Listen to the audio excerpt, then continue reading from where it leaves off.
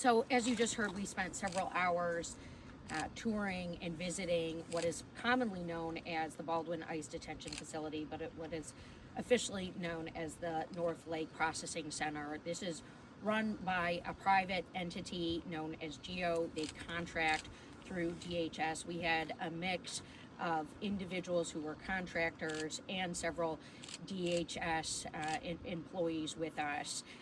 The conversations with detainees were very eye-opening.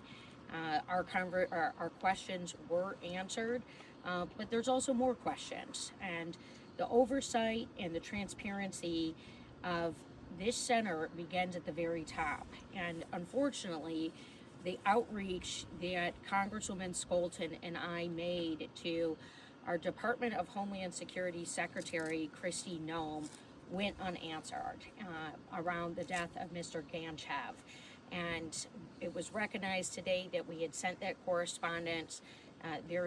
What we were informed of is that there is still an ongoing review of his death, and yet a man is dead. And he died here in this ICE center, this ICE processing center, this detention center. The average length of time of someone who's been intaken is about 48 days. We spoke to an individual who's been here since July and is caught in an open space. We're lawmakers. We need to also roll up our sleeves, as we have done, for the safety and security of our country, of our state of Michigan, but also to close loopholes and to make sure that we have fair processes and transparency from the top down to the bottom. I remain disappointed in Secretary Noem. I have lost faith in her leadership and her ability to run the Department of Homeland Security, and we are still waiting for answers from her. I mean, I will say what we saw today, right, and this was a pre-planned visit, and this is why, a lot of people are saying, this is why we try to show up unannounced as well and make sure that, you haven't been preparing for this visit for 3 months to make sure everything is neat and in order. What does it look like on a day-to-day basis when we're not there? The facility today was clean. It was individuals were getting their meals on time. We heard from individuals who said that they were getting everything that they need.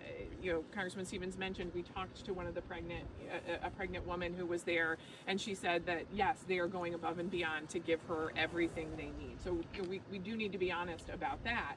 And yet, we know that an individual has died in this facility, and we still don't have answers as to why. And that is important not to lose sight of. Just because, things looked in order today, right, doesn't mean that's always how it existed. We also talked to another gentleman for an extended period of time that said, he was kept for several weeks in what everyone there refers to as the hole, which is similar to a solitary confinement when people have, management problems, behavioral management problems.